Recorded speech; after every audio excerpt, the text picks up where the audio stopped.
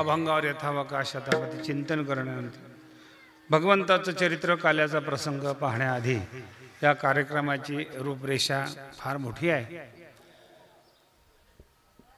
वक्त्याचं कर्तव्य आहे की त्या सेवेबद्दल कशाच्या निमित्ताने सेवा आहे त्याचा परिहार त्यांनी दिला पाहिजे. पण मला असं वाटतं माझ्यापेक्षा तुम्हालाच तो विषय ज्ञात आहे. इथं बसलेल्यापैकी कोणी त्या विषयाच्या संदर्भामध्ये अनभिज्ञ नाही नसावं. मलाच जास्त काही माहिती नाही. महाराजांनी आमच्या साहिल महाराजांनी राहुल महाराजांनी फोनवरच तारीख घेतली. येईपर्यंत फार असं माहीत नव्हतं. पण इथं आल्यावर कळलं की खऱ्या अर्थाने वैकुंठवासी लक्ष्मण सेठ दत्तात्रय पालघर कासार यांच्या प्रथम पुण्यस्मरणाच्या निमित्ताने या ठिकाणी हरिभक्तीपरायण म्हणजे पारस महाराजांची रामकथा संपन्न झाली आणि आज काल्याच्या कीर्तनाने त्या कथेचा त्या कार्यक्रमाचा समारोप सांगत आहे. एक चांगलं व्यक्तिमत्व वारकरी संप्रदाय विचार वसा स्वीकारून वाटचाल करीत पुढील पिढीच्या हाती तो वसा देण्याच्या संदर्भामध्ये ज्यांचे प्रयत्न होते असे लक्ष्मण सेठ. मृत्यू मनुष्याला येणारच आहे, तो ठरलेला आहे. ज्ञानोबारांच्या भाषेमध्ये पाहे पा शरीराच्या गावा आलिया जन्म मृत्यूच्या सोहळ्या ना म्हणू नये धनंजया जिया. म्हणजे येणारच आहे पण तो मृत्यूचा सोहळा होणं हे प्रत्येकाच्या भाग्यामध्ये असू शकत नाही. काहीच असते त्याच्यामध्ये लक्ष्मण शेठला ते भाग्य प्राप्त झालं. झाकल्या घटीचा दिवा नेनो काय झाला केव्हा या परी पांडवा जो देठ हे ज्ञानोबा म्हणतात. कसा जाणार तर आहेच, हे कशा करता करावं लागते आयुष्यभर. ऐका सगळ्यांनी, आपला मृत्यू आपला शेवट चांगला व्हावा याच्याकरता सगळे प्रयत्न असतात.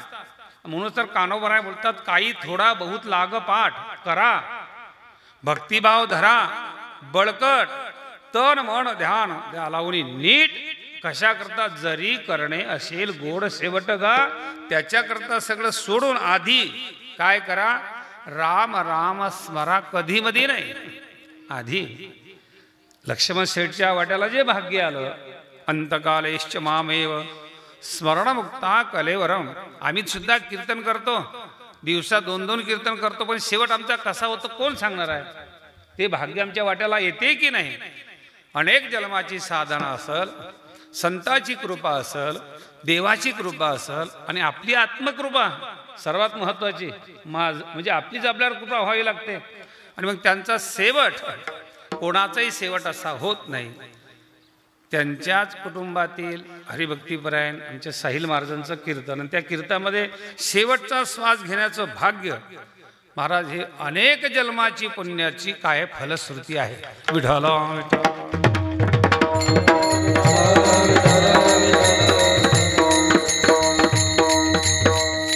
मी स्वतःलाही भाग्यान समजून घेतो की मला सुद्धा अशा सत्पुरुषाच्या वर्षीच्या कीर्तन करण्याचं भाग्य लाभलं महाराजच्या भाषेमध्ये. तरी माझ्या दैवा पार नाही. आपल्याला भगवंतानी मनुष्य जन्म दिला आणि हा जन्म दिल्यानंतर इथं प्रत्येकाला कर्माचं स्वातंत्र्य दिलं. ऐका, कशाचं स्वातंत्र्य आहे?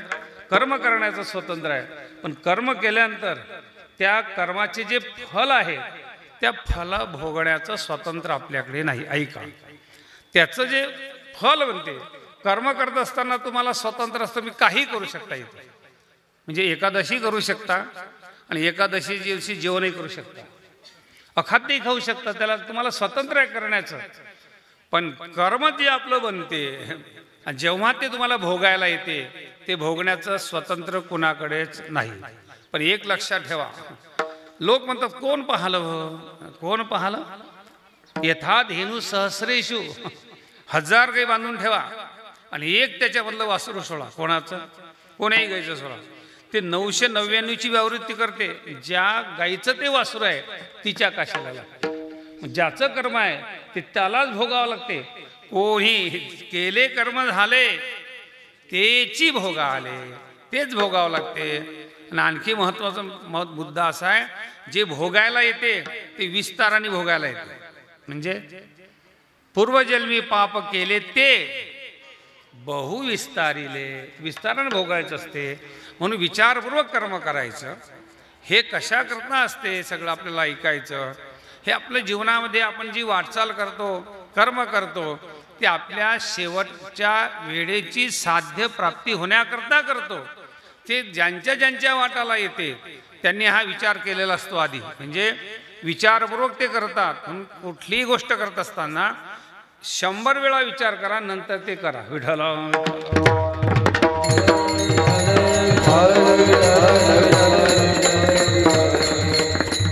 आणि म्हणून हे नैमित्तिक कर्म, मी बोललो हे नैमित्तिक कर्म आहे. मनुष्याला कर्म करायचेच असतात. त्याच्यामध्ये काही प्रमुख कर्मशास्त्राने सांगितले, नित्य, नैमित्तिक, काम्य आणि प्रायश्चित्त. त्याच्यामध्ये 2 कर्म महत्त्वाचे आहेत. एक नित्य आहे आणि एक नैमित्तिक आहे. नित्य कर्मामध्ये 6 कर्म येतात. कुठले? स्नान, संध्या, जपश्चैव, देवतानाश्च पूजनम, वैश्वदेव तथा तिथ्यम, षट्कर्माणि दिने दिने. प्रत्येक दिवसाला जे केले जाते त्याला नित्य कर्म म्हणतात. त्याचा एक स्वतंत्र विचार आहे, तिकडे आपल्याला जायचं नाही, मी तुम्हाला तिकडे घेऊन जाणार आहे. फक्त एवढं लक्षात ठेवा, दररोज केल्या गेलेले कर्म त्याला नित्य कर्म म्हणतात. नैमित्तिक कर्म, यांती देवव्रतान देवान, पितृयांती पितृव्रतः, भूतान यांती भूतेजा, यांती मध्याजिनोपिमाम. भगवान बोलतात, ज्ञानोबराय भाष्य करतात, का पितराची व्रते वाहती जयाची चित्ते, जीवित्व सरल्या तीर्थ पितृत्ववरी, पितृत्ववरी सोम सूर्यादी ग्रहणे येऊनी करती पारणे, का माता पितर मरणे अंकित दिवस. आपल्या वडिलांची 13वी वर्ष श्राद्ध हे साजरं करणं हे आपल्या जीवनातील नैमित्तिक कर्म आहे. ऐका, ते केलं पाहिजे. ते करण्याचं भाग्य ज्यांना लाभते त्यांना नाथ महाराजांनी सुपुत्र म्हटलं. काय म्हटलं? नाथ महाराज म्हणतात, मुलगा वेगळा, पुत्र वेगळा, कुपुत्र वेगळा, सुपुत्र वेगळा. विठ्ठल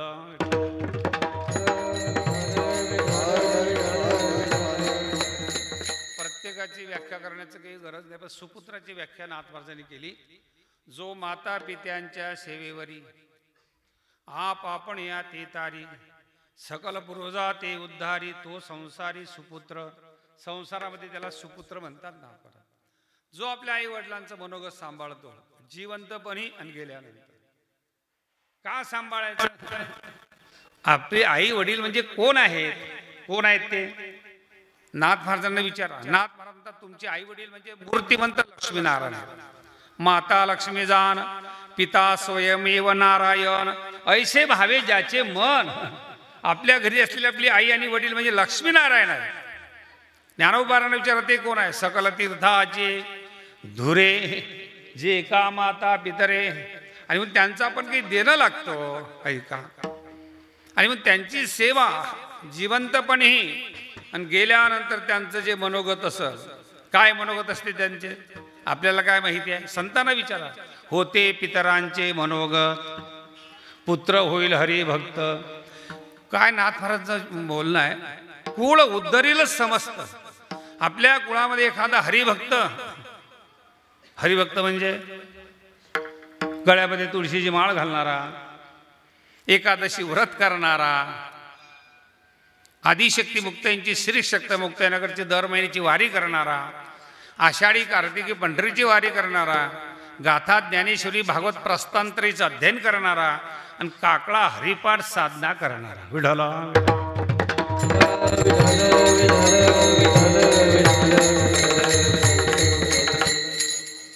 जन्माची ती कर्तव्यता ज्याच्यामध्ये आहे ती साधना करणारा. एकादशी व्रत करत असेल, आईसाहेबांची वारी करत असेल, पंढरीची वारी करत असेल, तो त्याचाही उद्धार आहे आणि पूर्वजांचाही त्याच्या कर्तृत्वाने उद्धार आहे. अहो, ते वरून आचारभूत हेच विचार करतात. कदाचित ते भलत्या यातनेला असतील. महाराजांचं बोलणं, यमयातनेचे पितर चिंतिता ती निरंतर, एकादशी हरिजागर वंशी तत्पर व्हावा कोण. आपल्या कुळामध्ये एखादा एकादशी व्रत करणारा, वारकरी सांप्रदाय विचार वसा स्वीकारून वाटचाल करणारा, कारण हे उद्धाराचं माध्यम आहे. मनुष्य जन्म तुम्हाला मिळाला, वाडा सायासे मनुष्य जन्म पावावा.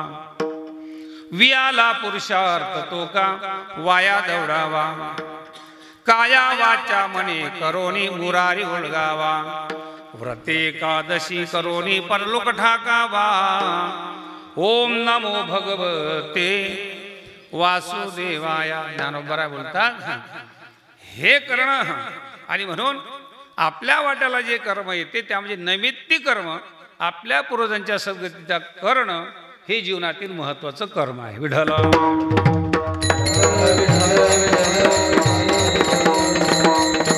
हे वैष्णवाकडून अपेक्षित आहे. ज्या कुळामध्ये हरिभक्त आहे, वैष्णव आहे, त्या कुळाचा उद्धार आहे. आणि ज्याच्या विरुद्ध जये कुळी नाही, एकही वैष्णव त्याचा बुडे भव, नदी ताफा त्याचा बुडे भव,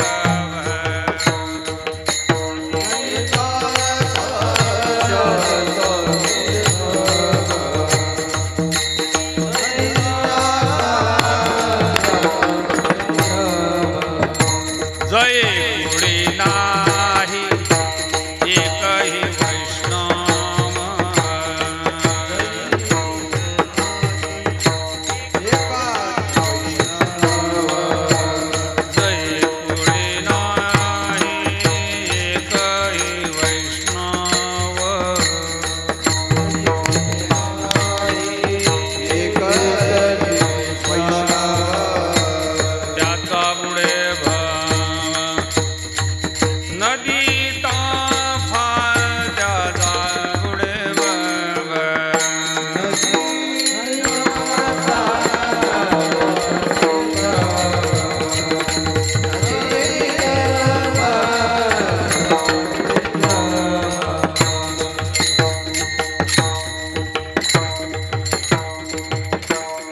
पतंती पितरोहिशाम लुप्त पिंडोदक क्रिया.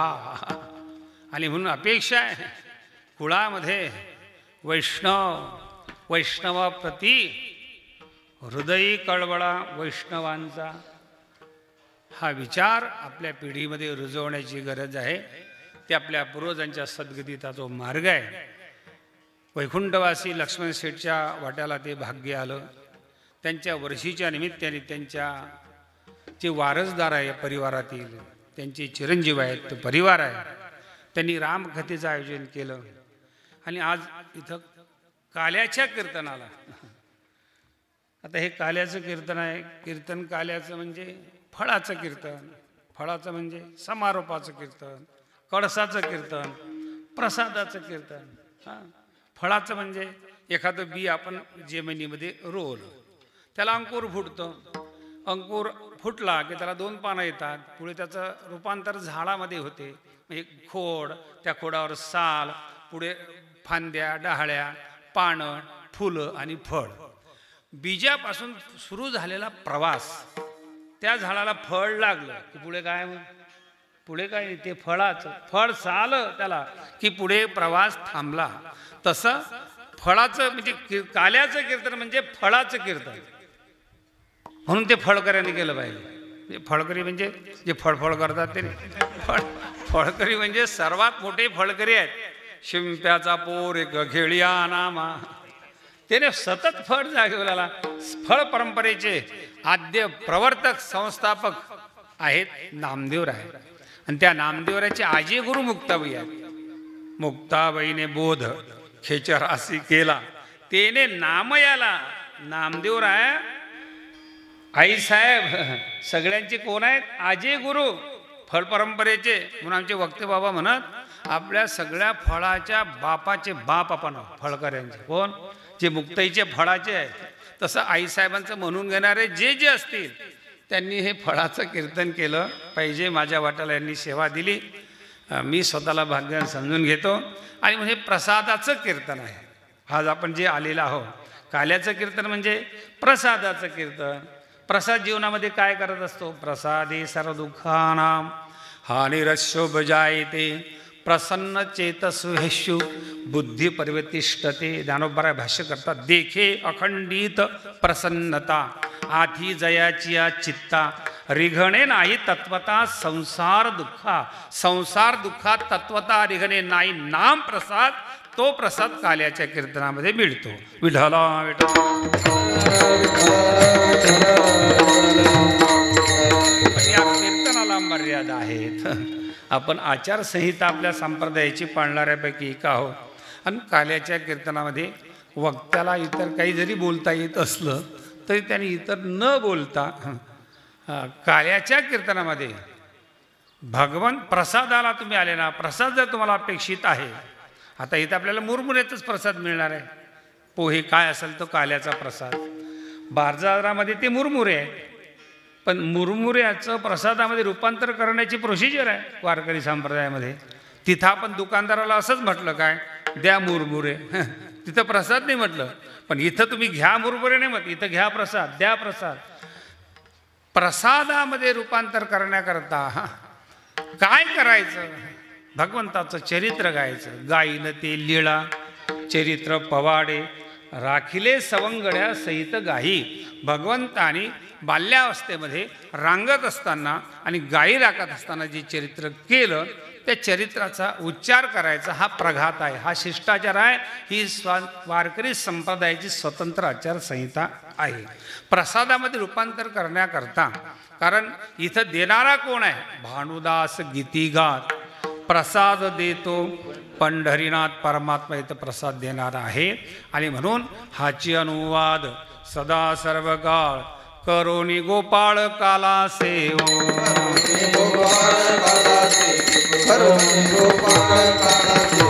हाची अनुवाद सदा सर्व काळ सदा सर्व काळ करोनी गोपाळ काला सेवो.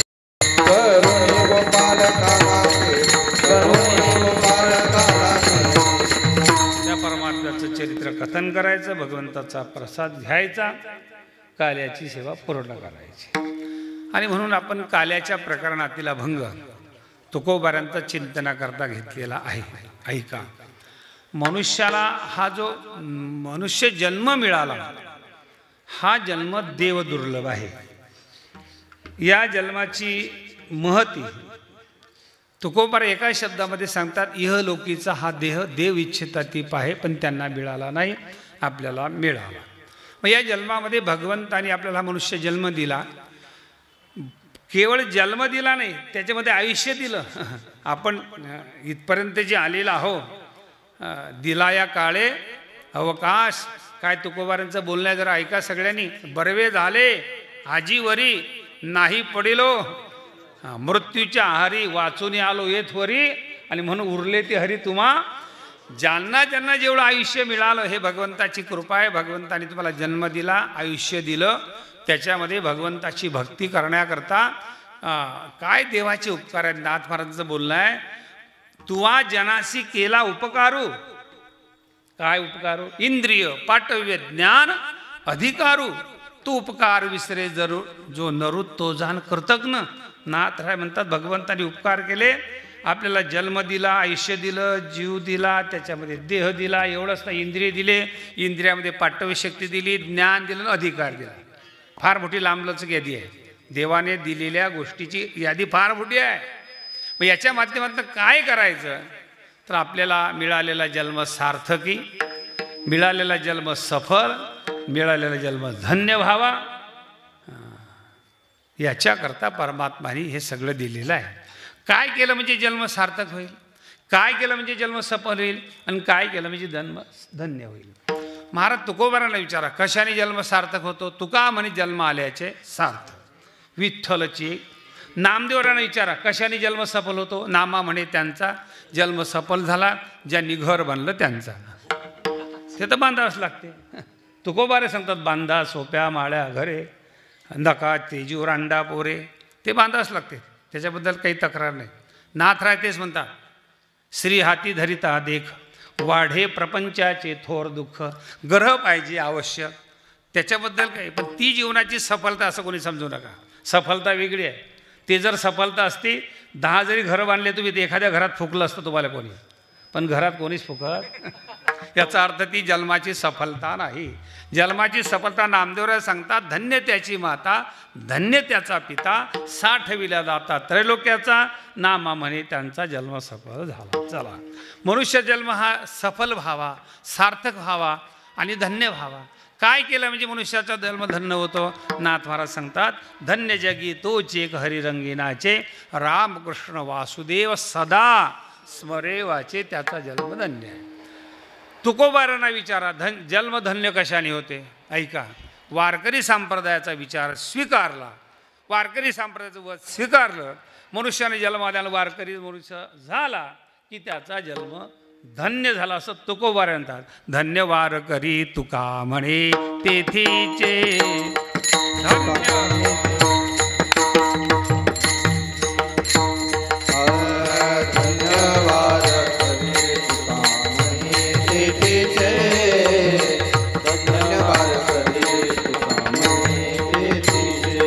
अनुपम्य हिची थोरी, अनुपम्य हिची थोरी, महाक्षेत्र महीवरी, महाक्षेत्र महीवरी, धन्य वारकरी तुका म्हणे तेथीचे, धन्य वारकरी तुका म्हणे तेथीचे, धन्य वारकरी तुका म्हणे तेथीचे, धन्य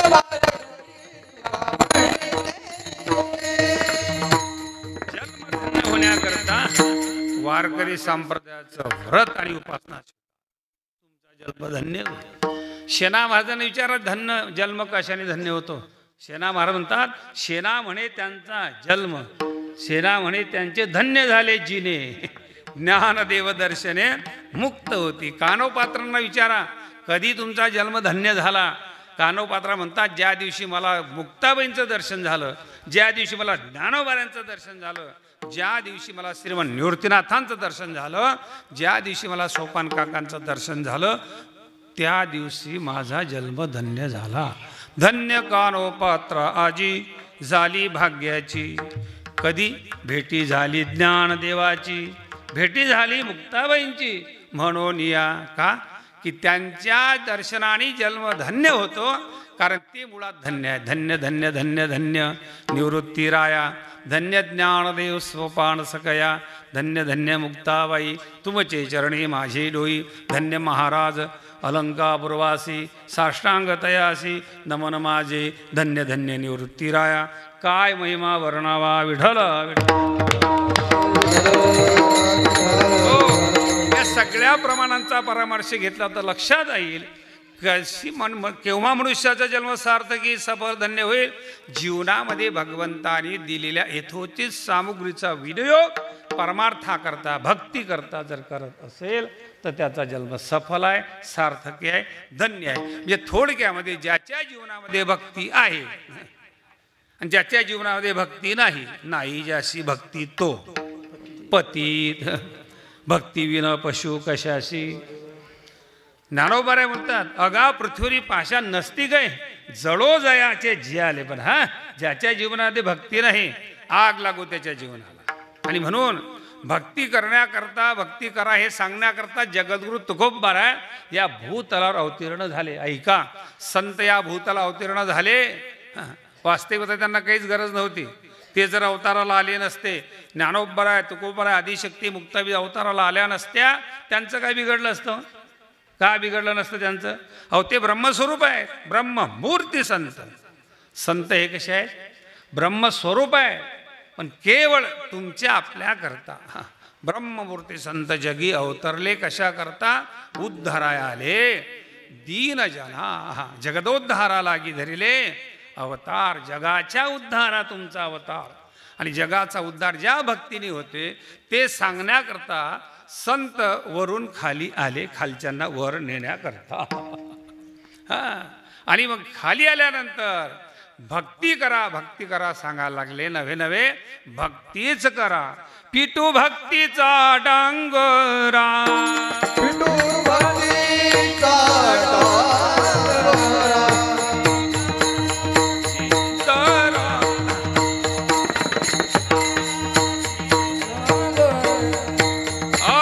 तुका म्हणे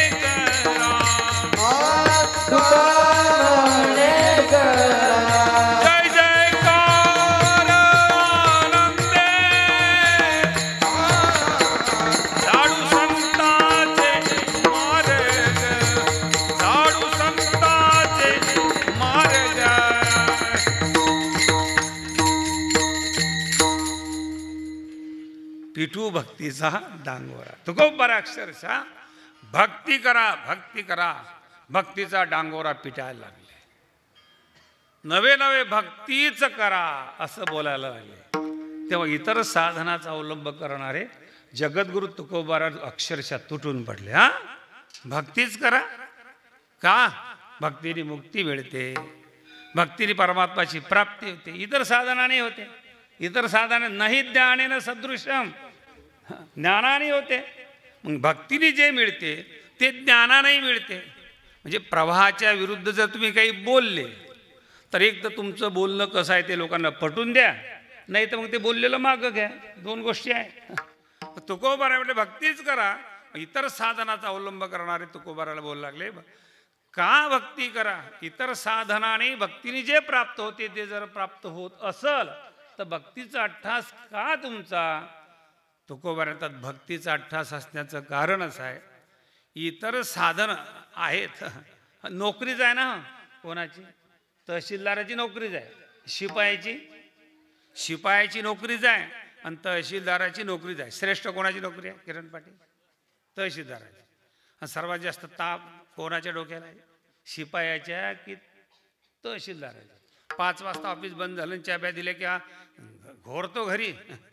आणि यांचं ऑफिस बंद झालं की यांच्या डोक्याला ताण वाढतो. रेतीच्या गाड्या, खनिजाच्या गाड्या, लोकांचं म्हणजे ऑफिस बंद झाल्यानंतर याच्या डोक्याला ताण असतानाही शासनाचा समन्वय, सामान्य लोकांच्या त्या शासनाच्या योजना त्यांच्यावर पोहोचणे, पुढारी लोकांना सगळे डोक्याला ताण असतानाही तहसीलदाराच्या डोक्याला खूप ताण असताना आपण सांगितलं श्रेष्ठ नोकरी कोणाची आहे?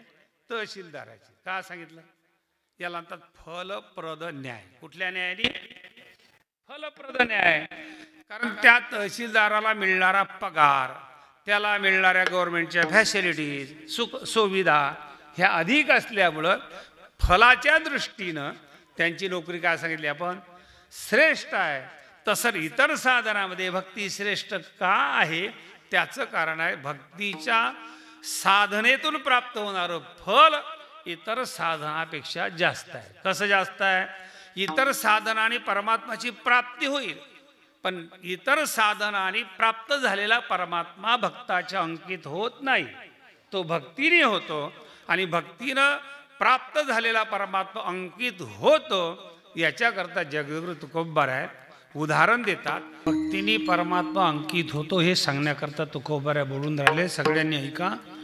होय भक्ती केला तैसा पुरवी धरावी ती इच्छा. भक्ताने जी इच्छा धारण केली तसा तो होतो हे सांगण्याकरता जगद्गुरु तुकोबारा बोलतात.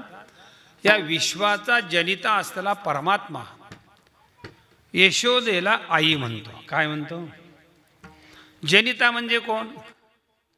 जनिता म्हणजे जेने हे विश्व निर्मिले, महर्षी देवा संस्थापिले, 21 स्वर्गाते धरिले सत्ता मात्रे आपुल्या जयापासून सकळ मही मंडळ हे झाले तो एक पंढरीचा राणा. ज्याच्यापासून हे निर्माण झालं. सर्व संतांचे प्रमाण आहे. ज्ञानोबारांना विचारा ना. ज्ञानोबारा बोलतात या लागी मी पिता, महद्ब्रह्म हे माता, अपत्य पंडुसुता जगडंबर. हे सगळं जगडंबर त्याचं अपत्य म्हणजे तो जनिता आहे.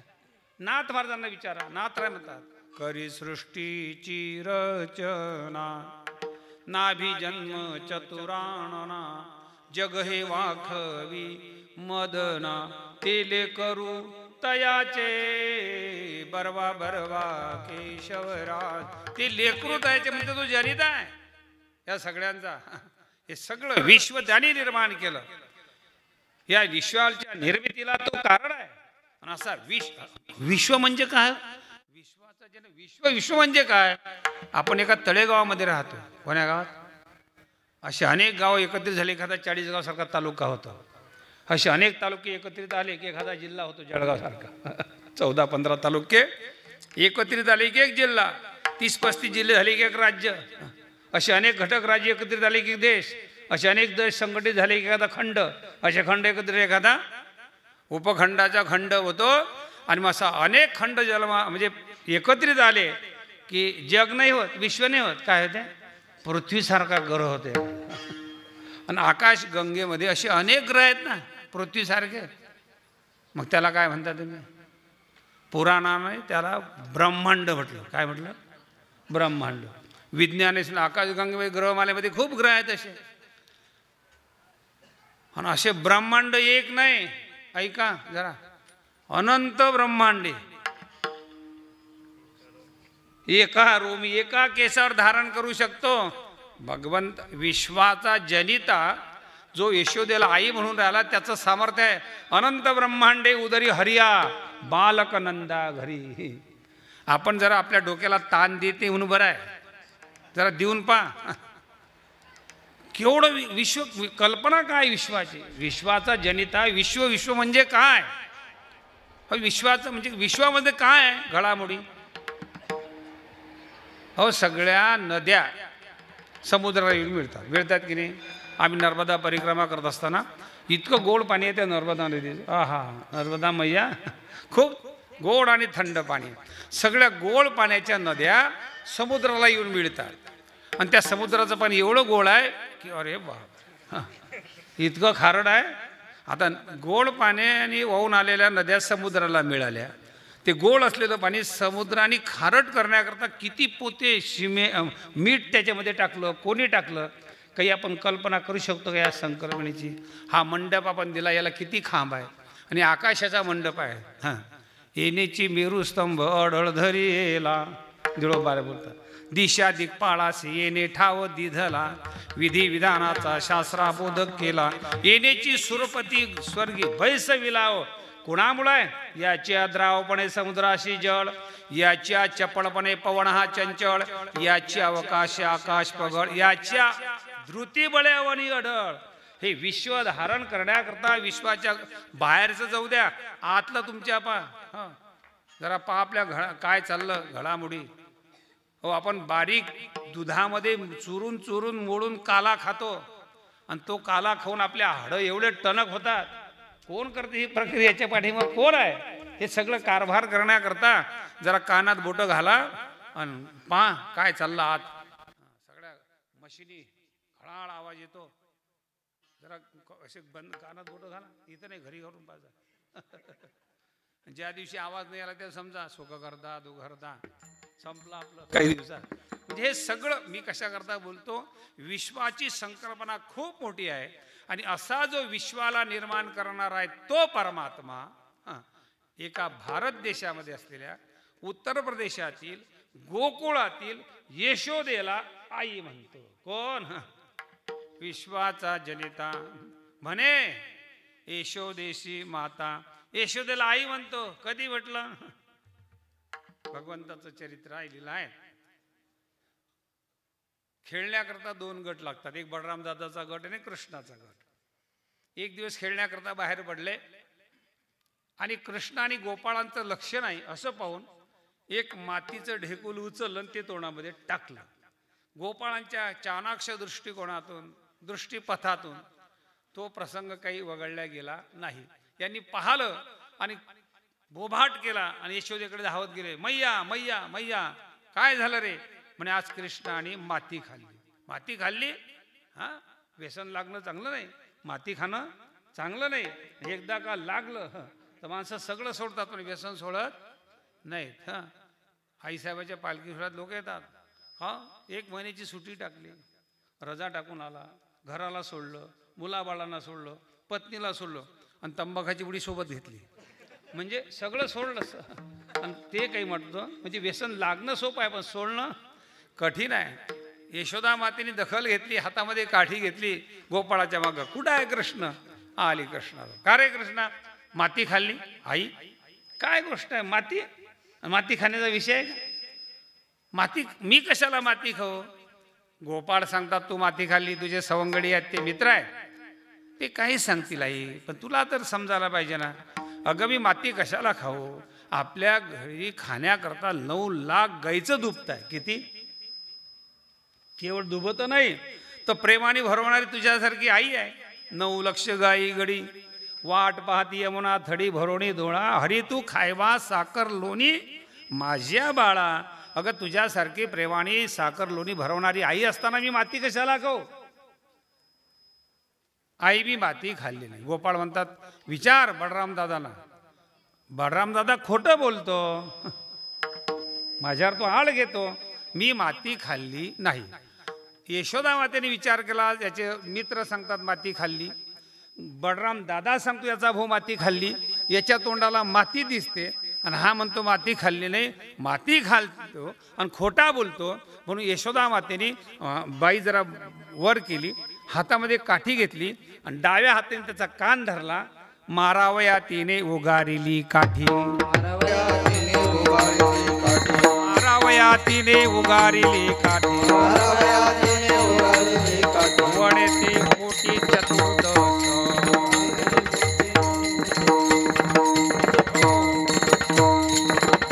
मारावया तिने उगारिली काठी, डाव्या हाताने कान धरला, उजव्या हाती मारण्याकरता काठी अशी उगारली.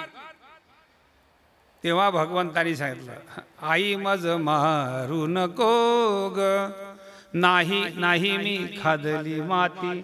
आई मला मारू नको. काय म्हटलं? आई म्हणणारा कोण आहे? विश्वाचा जनिता. यशोदेला काय म्हणतो? म्हणे यशोदेशी माता.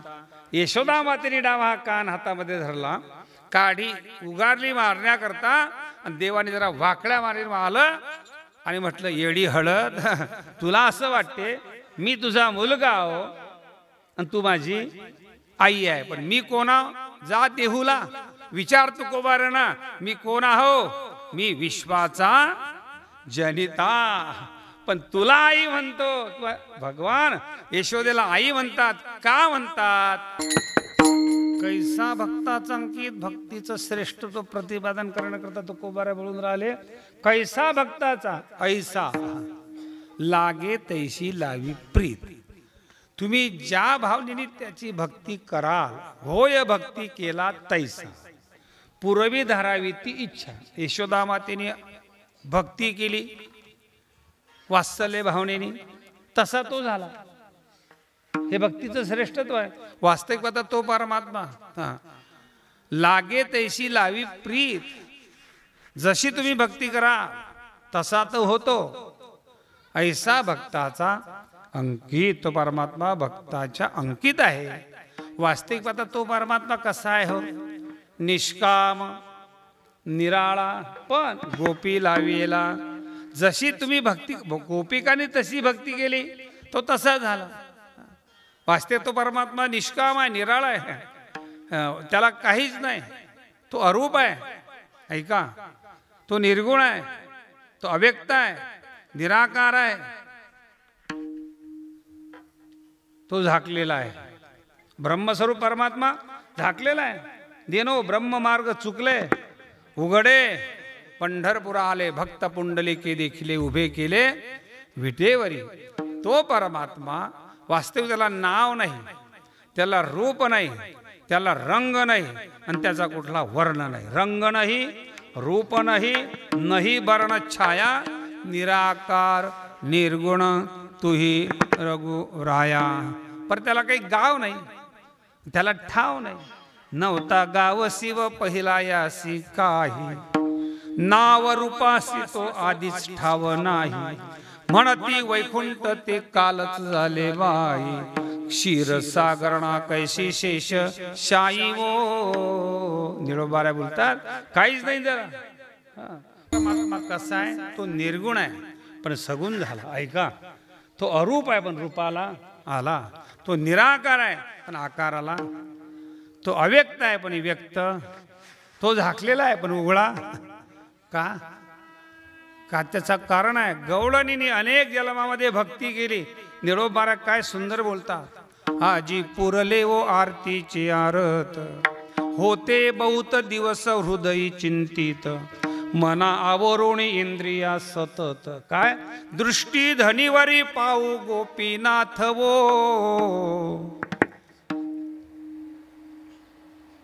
अनेक जन्मामध्ये साधना केली त्याच्याकरता आणि तो परमात्मा आकाराला आला. आला नावा रूपा आणि तुका म्हणे झाला सोपा. आणेला नावा रूपा बळे, करोनी खळे हरिदासा. रूप धरिले सगुण चांगले, ठाण मान जेथीच तेथीच रेखिले, चतुर्भुज शंख चक्रा ते मिरविले, मुकुटमाळा श्रवणे सुतेज कुंडले ओ. त्या परमात्माने भक्तांनी भक्ती केल्यामुळं अरूप असलेला परमात्मा रूपालाही आला आणि निर्गुण असलेला गुणातीत झाला, गुणाला आला.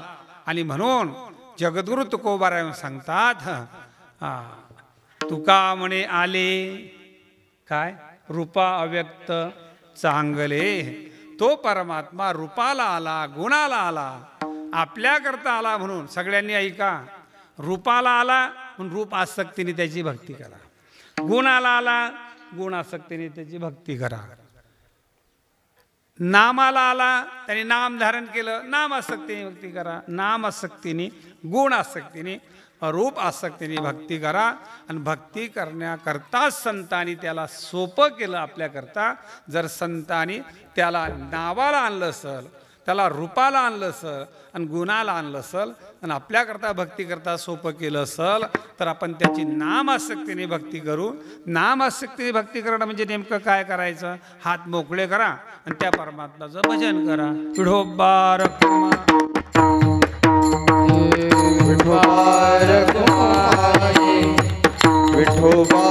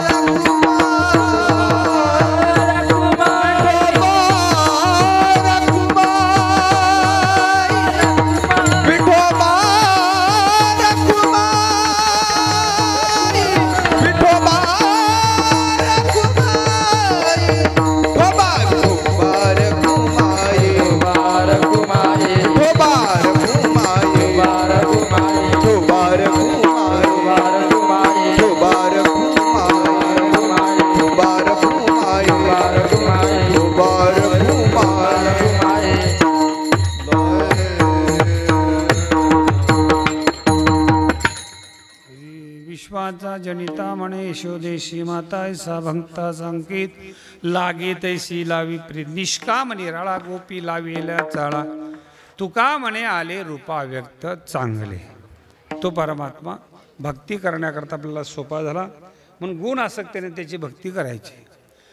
काल्याच्या कीर्तनामध्ये त्या परमात्म्याच्या गुणाचं वर्णन करायचं. ऐका, आपल्याकडे वेळ फार थोडा आहे, तसा काल्याच्या कीर्तन थोडाच वेळ असतो. नेहमीचं काय असते त्याला उशिरा कीर्तन सुरू होणे, वेळेच्या आत संपवणे.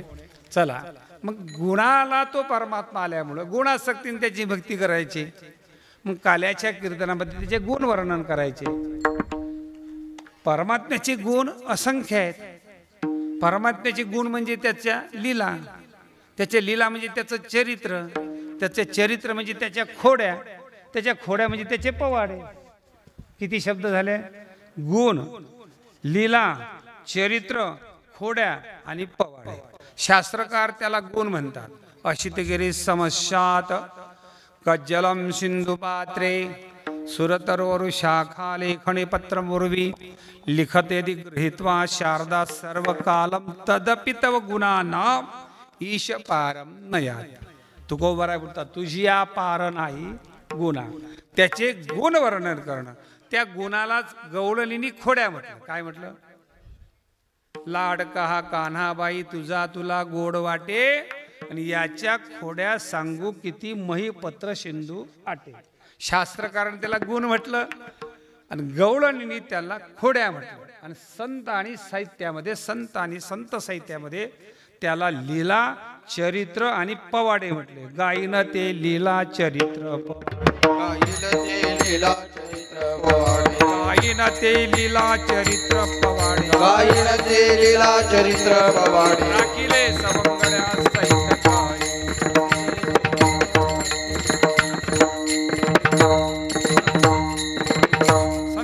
चरित्र म्हटलं ना, हे दशे चरित्र केले नारायणे, रांगता गोधने राखीत आहे. नामदेवराय त्याला पवाडे म्हणतात. काय?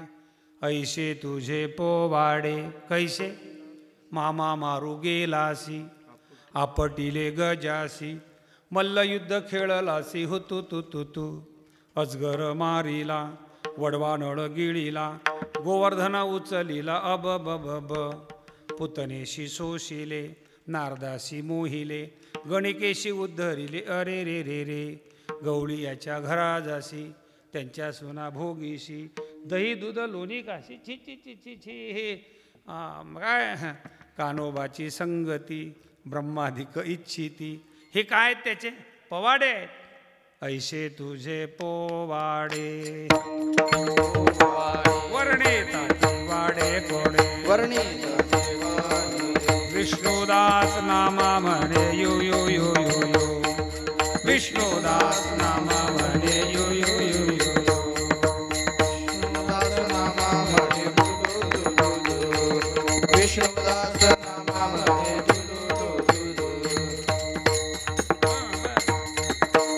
काल्याच्या कीर्तनामध्ये ते पवाड्याचं गायन करायचं. पवाड्या म्हणजे ते जी जी जी नाही, हे पवाडे भगवंताने हे पवाड्याचं गायन करायचं. त्याचे पवाडे गुण लीला चरित्र.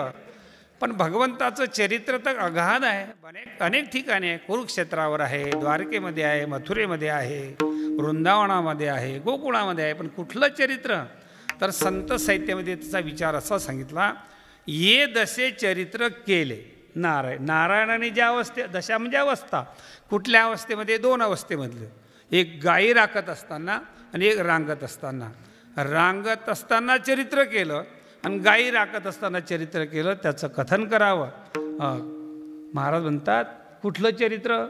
रांगत रंगणी चोरित लोणी, रांगत रंगणी चोरित लोणी, गौरी धरती गौरणी, गौरी धरती गवळणी, बांधिती चरणी देती गाराणी, बांधिती चरणी देती गाराणी, यशोदे साजणी, यशोदे साजणी, वैदुत बक्षुले तमालिले अवलकेसा, कृष्ण आडवा आडवा परतोणी माते धावा, कृष्ण आडवा आडवा परतोणी माते धावा, कृष्ण आडवा आडवा परतोणी माते धावा, कृष्ण आडवा आडवा परतोणी माते धावा. रांगत असताना भगवंतानी जे चरित्र केलं त्याचं कथन केलं पाहिजे. मग लोक म्हणतात ते तर आम्हाला माहीतच आहे. बरं, प्रत्येक कीर्तनात तेच सांगतात, दुसरं काही सांगत जा ना. दुसरं सांगण्याकरता नाही, तेच सांगायचं. सांगणाऱ्याने तेच सांगायचं आणि ऐकणाऱ्याने सुद्धा तेच ऐकायचं. कारण वानावे आणि ऐकावे तेची, कदा नाही सदा सदा. नेहमी तेच ऐकायचं. तुम्हाला माहीत असलं तरी. हो, माहीत आहे मला, मग तरी काय ऐकायचं? एकनाथ महाराजांना विचारा. नाथ महाराज बोलतात, आपण तुम्ही बसलेले माझ्यासह सर्व आपण कोण आहो? कोण आहो? आपण भोळे भाळे जन आहो. आपल्याला काहीच भोळे म्हणजे आडनावाचे नाही, वास्तवतेमध्ये असलेले. आपल्याला काय करते कळत नाही. आणि मग असे जे आपण आहोत, ऐका. नाथ महाराज म्हणतात, काल्याच्या कीर्तनामध्ये त्या भगवंताचं चरित्र काय ऐकायचं? त्याचं कारण आहे, तरावया भोळे भाळे जन, मुख्य चित्त शुद्धीचं कारण, जन्म कर्म हरीचे गुण त्यादरे श्रवण करावे. अतिशय आदराने. तुम्हाला माहीत आहे, आम्हाला ते पुढचे तुम्ही जे सांगता ते तुमच्या पुढचं आम्हाला माहिती आहे. अनादर करून नाही, अतिशय आदराने ऐका. का? तर तरुणोपाय करण्याकरता, तरुण जाण्याकरता आपण स्वतःच्या बाहुबलाने हा भवसागर तरुण जाऊ शकत नाही. आपण दुर्बल आहोत. दीन आणि दुर्बलासी. दुर्बल म्हणजे कसे दीन? आपण इंद्रियाच्या अधीन झालेले दीन, इंद्रियाचे दिने. आणि मग असे असलेले आपण स्वतःच्या बाहुबलाने हा भवसागर तरुण जाऊ शकत नाही. का जात नाही? तर आपलं चित्त अनेक जन्माच्या संस्काराने मलिन झालं. आणि मलिन झालेलं चित्त शुद्ध झाल्याशिवाय तरणोपाय होत नाही. आणि त्या चित्ताची शुद्धी करण्याकरताच जन्म कर्म हरीचे गुण. त्याचे जन्म दिव्य आहेत, त्याचे कर्म दिव्य आहेत, त्याचं अतिशय आदराने श्रवण करा, चित्ताची शुद्धी होईल. चित्ताची शुद्धी झाली, येऊनी गोपाळ राहे तेथे. तुका म्हणे चित्त झाली या निर्मळ, येऊनी गोपाळ राहे तेथे. आणि म्हणून ते अतिशय आदराने श्रवण करा. जे जे झाले पुराण श्रवण तेथे व्यर्थ होय मनाने वीर. या लागी श्रवण मनन सावधान करावे. आदिशक्ती मुक्त हरिपाठामध्ये बोलतात, आधी करी श्रवण मग करी मनन, रोकडेची ज्ञान आले हाता. विठला भगवंतानी रांगत असताना चरित्र केलं. रांगत रंगणी चोरीत लोणी, धावणी धरती गवळणी, तळवे तळहात टेकीत, डाव्या गुडघ्याने रांगत भगवंत अवताराला आले. गोकुळामध्ये अनेक प्रकारचं चरित्र केलं. सवंगड्यांना सोबत घेतलं आणि सांची चौकशी केली. का रे तुमच्या तब्येती इतक्या कृश का झाल्या? हां, तुमच्याकडे दूध आहे, आमच्याकडे दूध आहे, तरी तुमच्या ढेऱ्या का चिमल्या? हो, आमच्या घरचं दूध सगळं डेअरीला जाते, डेअरीला जाते आणि आमच्या ढेऱ्या सगळ्या. मग काय करायचं? भगवंतानी संघटन केलं. सगळ्या गोपाळांना सोबत घेतलं. या आलं तरी या रे लागे, अवघे माझ्या मागे मागे, आजी देतो पोट भरी, पुरे म्हणाल तो वरी. परमात्माच्या मागं सगळे गोपाळ गेले आणि देवाने त्यांना खरंच पोटभर दिलं. आणि त्यांनी अभिप्राय नोंदविला, तुझे संगती झाली आमुची निश्चिंती. देवा नाही देखिले ते मिळे भोग सुखाचे, आजी झाले ती पोट, केला गळ्यानी बोभाट. आनंद वाटला सगळ्यांना भगवंताच्या संगतीमध्ये. कृष्णा आता हे याच्यामध्ये सातत्य ठेव. सगळ्या गोकुळामध्ये आज या घरी उद्या त्या घरी सगळ्या गोपाळांना संतुष्टता प्राप्त झाली. पण यांच्या या खोड्यामुळं, यांच्या कृत्यामुळं सगळे त्रस्त झालेल्या गवळणी आणि त्रस्त झालेल्या गवळणी आणि एकत्रित आल्या. हां, मनस्स एकत्रित कधी येत असतात? कुठले ग्रस्त असले त्रस्त असले की एकत्रित येतात. ते सगळे एकत्रित आल्या आणि त्यांनी एक चर्चासत्र आयोजित केलं. प्रत्येक गवळणी त्या व्यासपीठावर आपलं म्हणणं मांडत होती. हां हां, एक म्हटली, परवा आला माझ्या घरा. काय झालं म्हणे? दारी निजला होता म्हातारा. बरं, काय केलं? ज्यांनी ताकाचा डेरा घेतला आणि त्याच्या पोटावर फोडीला सैरा तयावर. दुसरी आली धावोनी, याने बाई काय केली करणे. बरं बरं बरं. अशी चर्चा चालू असताना एक गवळण आली. ती जरा तोत्री होती, तिला बोलता येत नव्हतं. बोलण्याकरता ती अडखळत होती. एवढंच म्हणत होती, काय सांगू तू ते बाई, काय सांगू, काय सांगू तुझे बाई, काय सांगू तुझे. बरेच वेळ असंच म्हणत राहील, काय सांगू तू ते बाई. हो, बाकीच्या गवळीन म्हणतात, बाई 1 वाजून राहिला, तुला काय सांगते पटकन सांग, मोकळी हो, तुला सांगायचं काय. आता तिला उच्चार पटकन येत नव्हता. जात होते यमुन्या पाण्या, वातेत भेटला सावला, दोईवल तोपी मोईल पुच्छाची, खांद्यावरी कांबला, तेने माझी केली तवाली. मग मी तेथून पलाली, पलता पलता घसरून पल्ली, दोयची घागल फुटली, माझे गुलगे फुटले, आणि मग मी ललत बसले. ते म्हणे इथं रडून काही उपयोग नाही. इथं काय करता रडून? तुझे अश्रू पुसायला कोणीतरी पाहिजे, इथं रडून उपयोग नाही. कुठं? चाल म्हणे तिकडे. सगळ्या गवळणी मिळवणी अवघ्या गवळणी येती नंदाच्या अंगणी, जातो आम्ही गोकुळ सोडूनी, आमुच्या सुना घेऊनी. हे बाई आमासी पहावेना, कोटवर सोसो धिंगाणा, यशोदे बाळ तुझा कान्हा. यशोदे कृष्णाला सांगावे, गोकुळी राहावे की जावे. सगळ्या गवळणींनी तक्रार केल्यामुळं यशोदा मातेनी कृष्णाला घरी ठेवायचं नाही असा नंदबाबाच्या सल्ल्याने निर्णय केला आणि त्याला पूरक साहित्य दिलं. काय दिलं? एक वॉटर बॅग दिली, एक टिफिन दिला आणि जा नाही, त्याला एक काठी दिली, घोंगडी दिली, हातामध्ये काठी, खांद्यावरी घोंगडी दिली आणि सांगितलं, गोधने चारावया जातो शारंग पाणी, गाई गोपाळ सवंगडे वना. किंवा गायीची मागे श्रीकृष्ण पावले परमात्मा गाय घेऊन रानात जागिले. गायी सोडून दिल्या. गायी चरीपर्यंत अनेक प्रकारचे खेळ खेळले. संतांनी त्या खेळाचं वर्णन केलं. विटी, दांडू, चेंडू, लगोरी, नाना परीचे खेळ खेळत होते. आणि खेळ खेळल्यामुळं शक्ती म्हणजे ऊर्जा खर्च होत होती. खर्च झालेली ऊर्जा भरून निघण्याकरता भुकेची जाणीव होत होती.